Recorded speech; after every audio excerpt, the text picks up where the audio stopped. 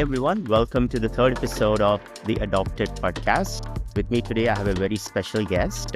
Joining me is Ashley Hyman, who is VP of Customer Experience at Drata, former VP of Customer Success there, and she's seen like the company had reached a massive scale of late, and she's been part of the journey, I think, from the very early days. Ashley, welcome on board, and would love to hear a little bit about yourself. Could you talk to us about it? Absolutely. Thanks so much for having me. Like you said, Ashley Hyman, VP of Customer Experience at Drata. I have been at Drata, like you said, since the earliest days. I was the sixth employee. Prior to that, I worked at a startup called Portfolio. We were an ed tech company. Went through a couple of rounds of were eventually acquired as well. And those three founders started. It was a natural kind of transition for me to come over and help them build the customer success org. Prior to that, I worked in public health. I actually was a public health instructor, did public health research, and I really wanted to transition out of academia into tech, and that's how I ended up there. Drata's been around for about 4 years at this point, and we're growing really rapidly, and really just exciting times for us as we evolve our product and everything there. I guess personally, I live in San Diego. I have a daughter and love to spend time with my family, my pet. Nice. Yeah, I know. I saw that you had a cat right before the episode started. So very cool. Very nice cat. So Ashley, you said you started off in the public services domain, moved to Drata a few years later. How early were you in Drata? Were you one of the beginning employees there? Yeah, I was some employee. I think what was really unique about Drata is because of our prior company, we saw how important that customer success can be and what a key differentiator that can be for a company. And so our founder said, we're going to bring in CS very early on, where a lot of founders wait to bring in customer success. And we didn't do that because we knew in the market, in the space we were in, that's what could be a key differentiator. And so I think that's why we decided early was best for customer success. Wow. So you said employee number 6, right?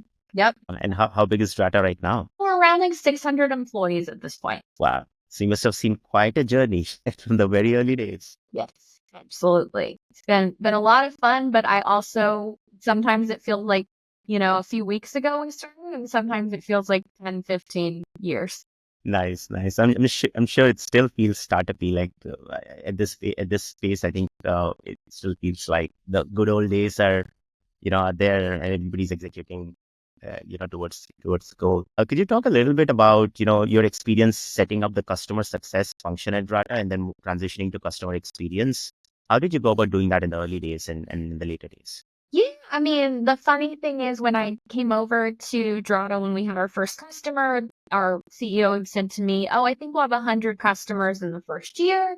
Ashley, you can just manage that on your own, right?" And I was like, "Of course. Like I've done that before. No problem. I can be that number one employee, be the CSM to everyone, handle the support line." But we ended up with 100 customers in the first 90 days. So I quickly raised my hand and said, "We need help, and we got to keep going." But I think the huge benefit for me is I managed those first 100 customers. So I really got insight into what we needed to support our customers. Compliance is complex. For a lot of our customers, they've never done anything in the GRC space or compliance space before. So I was able to get the insight that we needed a pretty robust CSM can't support this product alone. So we have compliance advisors on our team. We have solutions architects that help with our more technical configurations. We built out a really robust in-app support team. And all of that I really attribute to me kind of being that first employee to meet with the customers and see their needs. And then I was able to expand our team from there. We always present when we meet with customer for the first time about we become like an extension of your team. And that's why we have all these resources, because we know not every company does. So we really try to meet the customer where they are and be an extension of their team. And so I guess to answer your question more directly, I was on the front lines. I saw what was needed to really make a difference and what customers were excited about. Compliance can be overwhelming. Going through an audit can be nerve-wracking. And so one of the biggest things we did is said, let's bring in people that are used to be an auditor, that used to work in the audit space, to answer our customers' questions. Because I'm always like, you might not want to have your own auditor, but yes, our folks who used to be auditors and get their insight. So for me, it was all about creating an environment where people could feel comfortable asking questions, where people felt really, really supported, and then expanding it from there. As we've grown our customer base, we're over 5,000 customers at this point. Things change, and you have to think about scalability and how you scale that same experience.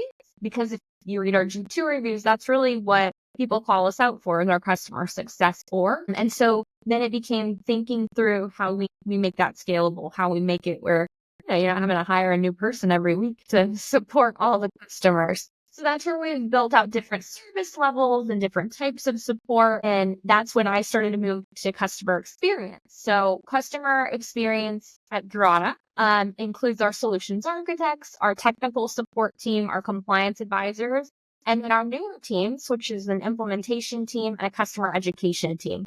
That kind of starts to tell you how we've evolved as well, because we started to work with more enterprise customers. Well, they need a more formal implementation. Something we do with a startup that takes a one hour call can take weeks and weeks with an enterprise customer. So we've built out more of a project management motion with those team members. And then the customer ed piece, I think, is one of the most important when I talk about scalability, where we need to be able to make people feel like they're still getting that hands-on support, but in a more automated way. So creating documentation, education materials, videos, types of things. So that's kind of how we went from you gave everybody everything and everybody had a dedicated person to now, how do we do this at scale and still maintain that experience? Very cool, very cool. I was just remembering my Six Sense days, and we went through a similar journey at Slintel and Six Sense together, right? Started off with a small CS team at Slintel. And then by the time we were close to 1,000 people, then you had professional services, onboarding, training, all kinds of teams, adoption consultants, product consultants, and so on and so forth. So, but yeah, it's interesting. And for a lot of people watching this podcast who are probably operating smaller teams or looking to see how to scale these teams, I think this is very interesting to see like how each role plays its part.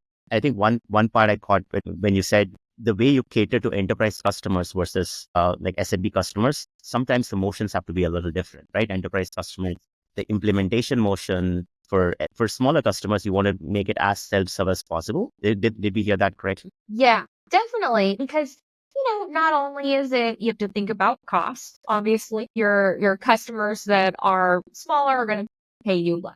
And so you do have to think about, well, how do I make the most of this population? But also think about the economics of it. The other side of it that I think is really important is those folks are usually the busiest. As a founder, you're maybe doing compliance in the middle of the night or at 3 a.m. or when you happen to have time on the weekend. So you don't want to count on, can I meet with my CSM? You want to be able to easily access videos and help documentation directly in the application. That's also why our support team, our technical support team is 24 hours a day, 5 days a week, because we did hear from founders. They're doing this kind of thing off hours. And so it's not only about the scalability, the economics of it, but it's also what do these customers need? And they don't necessarily want to get on a call with a CSM for an hour to use your tool. They want to just be able to do it directly in the platform with the resources you provide. Absolutely. So that brings me to an interesting topic. You've seen the scale of Drata, and you said 5,000 customers, phenomenal number of customers. Many companies do not have that many. And you've seen the growth from maybe 10 customers to 5,000 now. How do you think, your approach to product adoption has changed? And maybe let me just give a little bit of context here. There's two chains of thought, right? One is you build products people love, right? Product and engineering teams do that. And then you put it in the hands of customers and hopefully they'll just adopt it and they'll love it, which rarely happens. And then you have the go-to-market teams, the CX teams, CS teams driving adoption. But I'm sure you would have seen a change in the way you approach product adoption and who's responsible for it at different stages. It was a little bit about how you look at it. I really see product adoption as almost like a triangle, and that I think it's, share between customer experience, customer education, product, obviously, and often the marketing team as well. And that's kind of how we approach it at Drata as well. We work as a triangle there to support that product adoption. Obviously, each team has different responsibilities when it comes to that, but I think it's really teaming up to think through, um, what can we do in the physical product? Then, to your point, the things you build don't always come out as intuitive as you think they are. And that's where I think the marketing and customer experience, customer education teams can come in and help to supplement. So, we've used tools for in-app pop-ups or tours throughout a new product to really help that customer. I also think of it as, it's easier to use something like that rather than have our engineering team go back and recode an entire portion of the system. Sure, long term, we might want to get it to a place where in the application it follows this flow. But I think product adoption, customer education really come hand in hand. And you can use tools that are, I'm sure we'll talk about it, AI guided or, walking you through tours, through different demos. So I think it's become product adoption used to be something that just product owned. And now it's really clear how it touches every department and it's important for every department. Yeah, that's a good segue into my next question, which was more around how can AI help improve adoption? One of the things I see in products is there's always releases coming out, right? Every month, every quarter, sometimes every couple of weeks. And there's so much product we throw at our customers, right? As human beings, there's only so much you can take, right, from any product. And we use so many different products today, right? So there's only so much time you have, so much processing power you have to absorb things. So how do you see AI play a role on both sides, actually? One is when you're releasing features, probably also when consumers are trying to consume the product that they need, right? They don't need they hardly need the whole product most of the times. Yeah, I mean, one major impact that we've seen on our business is adopting some AI within our support function. Again, you have to think about, I don't want to hire hundreds of people to manage technical support. So how do we use AI to help kind of predict what the customer wants before they even ask you for it? So we've used some tooling within our support chat that actually the customer asks a question and they get, provided answers that are funneled in through our help documentation and that are also they learn via questions that other customers ask. And so I think that's really impactful. I know some people say, oh, I don't want to interact with a bot, but I think the biggest part of it is the quality of the bot and ensuring that really you have quality documentation to feed tooling. So that's where I've seen it make the biggest impact for us. Has been more on the support side, but I think there's tons of new tools coming out all the time that will continue to make it easier and easier for customers. Yeah, I think support is a no-brainer, right? You want to kind of, as long as the bot works and self-serve works, right? You want to provide it as efficiently as possible, as quickly as possible in whatever time zone customers are in, so that they're not really dependent on a human responding. So that makes a lot of sense. But do you also think in terms of like features, right? Like being thrown at customers in any product, typically, can AI play a role in just surfacing like the most important ones, like to different cohorts of customers at different points in time? Yeah, I do think there's a lot of opportunity there. I'm not using anything specific right now, but I think there's so much opportunity in that the AI that I've been seeing and products that I've seen are able to look at trends in a customer's behavior and then surface up to them, this is probably where you want to go next. Or, we've seen in your last session, you were doing X, Y, and Z. The next logical step is Y. And that's something I'm super excited about because I do think on the CS in general, customer success in general, we need to get to a place where it's not just throw bodies at a problem. And that's kind of what it's been for a while. So adopting tooling that can actually help,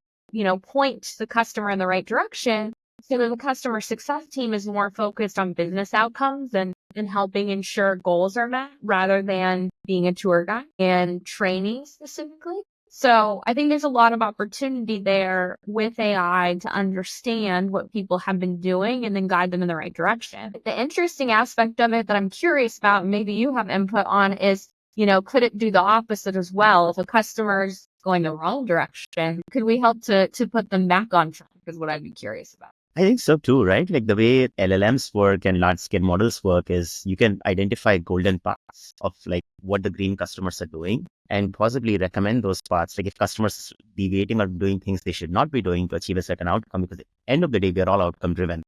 Then you can probably course correct and guide them and show them down the right path. I mean, it wasn't possible a few years ago for sure, right? But I'm pretty excited with all the breakthroughs happening on what we can do.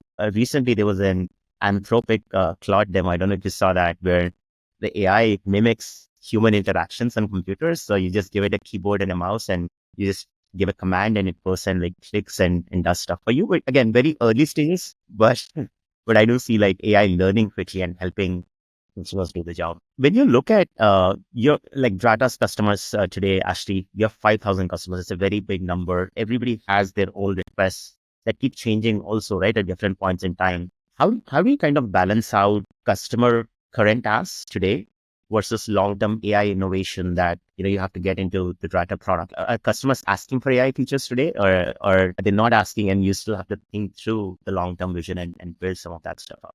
It's funny, since we're in like the compliance and GRC space, it's very controversial. So there's, a set of customers that are like, I want to do everything AI. I want to learn everything about AI. Let's go all in. And then there's a set of customers that are like, we won't adopt anything with AI involved, and we're very fearful of AI. Within Drata, you build out your own security policies and compliance based policies. And we've had customer webinars where literally we have a CISO who's like, I made a policy immediately that helped to explain to people how they can use AI and how we expect them. And then we have another CISO who's like, I made a policy immediately that said you cannot use AI whatsoever. And so I think for us, it's kind of a balancing act of, being innovative and moving forward with that, but also thinking about those more conservative, more cautious CISOs that might not quite be there yet. And so that's where we actually put out, Drata has their own stance on AI. We have a blog post kind of talking through it, but we give you as a customer the ability to opt in, opt out, right directly in the application. I think for us, there's so much opportunity, especially in the biggest one of the biggest complaints we ever hear from companies is, I get hundreds of security questionnaires a year, and I really can't stand filling them out. Is there anything you can do to help me fill them out? And tons of companies have tried to solve that even before AI.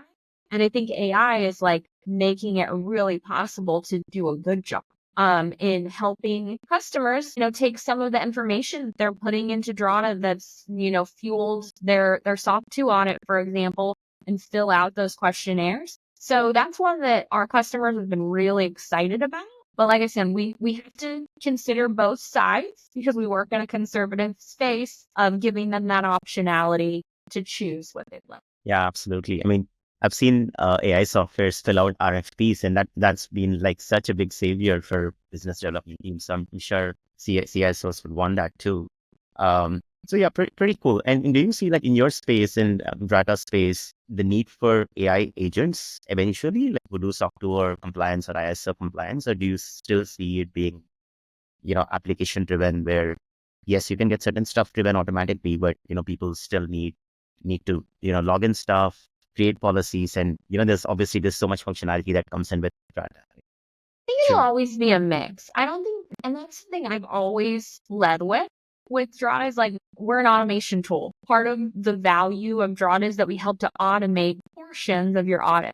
And I always say portions because we're like, there has to be people involved in this process in some way. We can't automate 100% of this. And I think that's going to be true even with, AI coming into the space. I still think there's going to be oversight. There's going to be things that only a CISO or a GRC lead can really answer or dig into. But I think the focus on our end is about streamline and offering opportunities to take more and more of that off your plate. For a lot of companies, unfortunately, the last few years have meant layoffs and reductions in force. And sometimes that's a big value is that Drata you don't need to hire as many people, but we never say you don't need to hire any people because you still need that oversight. There's still important decisions to be made. And I think a thing that I always keep in mind is AI is amazing, but like you said, it can kind of give you the baseline. You still should probably go in and take a look, read the policy, ensure it fits what your company does because it's not going to be perfect. Absolutely. Yeah. Makes sense. So yeah, let's move on a little bit from like how data space is, how AI is affecting that space and how data is dealing with it, but to more of data as a buyer of AI, right? Like more than a builder. So when you're evaluating your team or, data is evaluating AI companies selling to data, right? AI product companies or services companies. I'm sure you have the same probably same qualms like as a CISO has, right? You always you would be evaluating the security, privacy, everything else. Can you talk to us a little bit about what goes on in those evaluations and what do you really look for when evaluating those companies? Definitely. I will say that we have a portion of our engineering team that is actually AI. So we have an engineering leader who he's kind of there to build innovative AI things within Drata. So we have done a lot of like building internal tooling. So we're not always looking at other products, but when we have looked at other products, like you said, I mean, I don't even talk to a company without first saying, like, do you have your SOC 2? Have you gone through this process? Because, I mean, that's what we do. We wouldn't do business with someone who doesn't hit those same standards because that's, I mean, hypocritical, but also not smart on our on our end. So the first thing we're looking at is definitely the security aspects, how data is managed, how all of that is handled. I guess the other side of it for me, and I have a unique view, and that it's customer experience for me is like, I want to make sure that it feels almost human. I want to make sure that when, someone's writing in to talk to Drata, that they're getting an experience that feels like Drata. And so I want to be able to customize the language. I want to be able to customize the look and feel. I also want to ensure that, it is a good experience. We've all used bots where you want to like scream and throw your computer. We obviously have to do a lot of vetting for that to ensure that positive experience. We've gotten some feedback prior, I want to be able to use this AI, but if I need to reach a human, I want it to be easy. And so we also want that to be there while we hope to be able to use the AI as much as possible. If it's not working, kind of like safe button, I guess. So for me, it's more the user experience, the customer experience aspect, and then I have to start with security on anything I roll. Yeah, absolutely. I mean, security comes first. Security, privacy in this world of AI. Do you also look at when you look at AI products? We all know that there is some amount of hallucination that happens. They're not always 100% accurate, right? AI, whenever you give a command. But with customer support example that you mentioned, I think there's companies that implemented AI in customer support and they got from 80% to 95%, but nobody's at 100%, right? Accuracy. Right. Do you think that matters? And do you think there's typically, when you look at products, do you look at them as like being better than a human kind of doing it? Or is there a threshold cutoff below which you would not even consider an AI product? Always think of AI as like a supplement to a human. At least that's where I'm at right now in my journey. But I think, I mean, think of it as more supplementary. And I think the biggest thing that I've seen, at least a change, even in just like the last 6 months, is I know we had rolled out some AI functionality on our support side, and people were, at first like, I miss the old talking to a human. I'm so sad. And then I think as more and more companies themselves have started to adopt AI, it's going to become the norm. And so when we were an earlier adopter, I think people were more like questioning it. And then I think probably most companies own some form of AI at this point. And so in the customer conversations I'm having, it's more about, oh, I wish it would do this a little bit quicker rather than where when we first started, it was like, I want to talk to a human. I don't want to talk to a machine. And so I just think even in 6 months, the technology has actually evolved quite a bit and become a lot smarter, which I guess is it's supposed to. But that's been my experience. People have gone from saying, no, I don't want to interact with that to now just like, oh, I wish it was a little different in this. So, but again, I do think it's supplementary. You should always be able to reach a human if you need to. Yeah, absolutely. I think it's a very good point about being supplemented humans because as you're scaling, like in Drata's case, you scale to 5,000 customers, and let's say you scale to 50,000 customers in the next few years. you can't also scale humans the same way you scale customers. So at some point you have to supplement them with AI, right? So they become like a human probably was servicing maybe 10 accounts can service now 30 accounts or 40 accounts with the help of like maybe an AI agent that is supporting them. And there are probably certain functions where you want AI to kind of play infantry, and then the humans are cavalry, right behind. And then when AI fails, then the humans step in. Absolutely. Awesome. So when you look at companies today, and there's companies that are fast movers of AI in terms of AI adoption, buying AI products. There's companies who are like replacing entire products with AI. There's again companies on the more skeptical side of things, playing the wait and watch game. What's your take on the overall market, actually, in terms of like companies that are slow to respond to AI? What are the risks that they face, or what are the advantages they have versus being a first mover and adopting AI across the company? Kind of leaning back to what I was just talking about, where like early people were like, "Oh, how dare you have a bot talk to me?" And now it's the norm. So I do feel like folks that adopted early had to go through some more bumps and bruises, where folks that have kind of sat back and watched are now able to see what works well and what doesn't. So, I mean, I think that's true in most choices in life. Like the early adopter is always the one that takes on the brunt of the storm, and then the folks that come in later get the benefits of what they learned. So I think it's normal. I do think the early adopters obviously are going to have some efficiencies when it comes to scaling and the finance side of things. I think it's so important that we all are fiscally conservative and smart about how we're spending our company's money, so that we can continue to support our current team members and building as we go. So I do think those early adopters will have that benefit of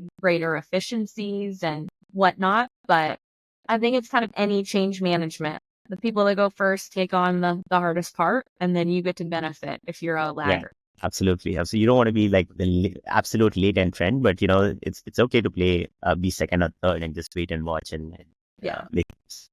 absolutely. Cool. Last question before I do have a few rapid fire questions, but before we move there, probably one last question where we want your perspective. When you look at all the AI breakthroughs that are happening, right, and there's so many happening every single day, every single week. So what research breakthroughs of AI have excited you the most, and what do you think has the biggest potential to disrupt industries today? Tough, because I do feel like you see new things every day, just all the time. What has been, I think, the most exciting to me is really more of the internal tooling. And I think that might sound a little boring, but being so early at a startup, I understand the limitations on people power and time and all of that. And just internally, even at our company, some of the things we've built with AI, enabling the team to find information more quickly. We have tons and tons of documentation internally, and helping them to actually find answers to their questions rather than sending a gazillion Slacks. Some of the tooling I've even seen with some of the HR tools. We use Lattice for our review process.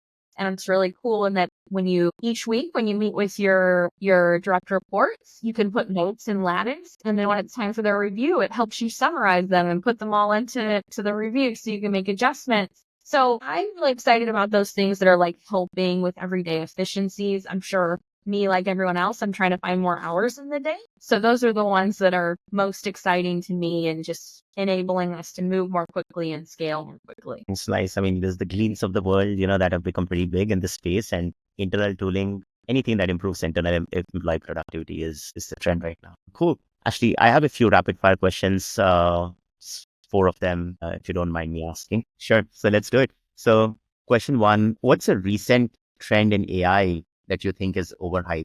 Content development. I'm sorry, I hate nothing worse than like reading a blog post and you can tell that it was just pure AI. I hate that part. Absolutely. Yeah. No, we've seen a lot of that content being generated, and many initial companies did that. What's your favorite AI application from the ones that you have interacted with so far? Man. Can I say our security questionnaire AI tool that actually helps you fill out security questionnaires? There you go. Yeah. Yeah. Big pain point solved. And then if you look at incumbents today, which are, let's say, the traditional SaaS companies versus the new AI first companies that are being built out. Any thoughts of Who wins? I don't think it's who wins. I think there's going to be a lot of acquisitions. I think these incumbents are going to realize they need these new AI companies to continue to be innovative. So I'm envisioning a lot of acquisitions. SaaS applications versus AI agents. What's your take on the future? Sure, on that one. What is your thought? My thought is like eventually every application will at least need to have an agentic layer on top. If they don't become a full agent, right? The way people are interacting with applications is more graphical interfaces right now. I feel like that is going to change to more conversational interfaces in future. That's just my take on it. But Yeah, I don't so know if maybe you had acquisitions again. They're going to come together and be one. Yeah. yeah, absolutely. Awesome. Ashley, this was so great. Amazing insights from you. Thank you so much for joining our podcast and sharing all your knowledge with our viewers. Yeah, thank you so much. I appreciate it. All right, take care. See you. Bye.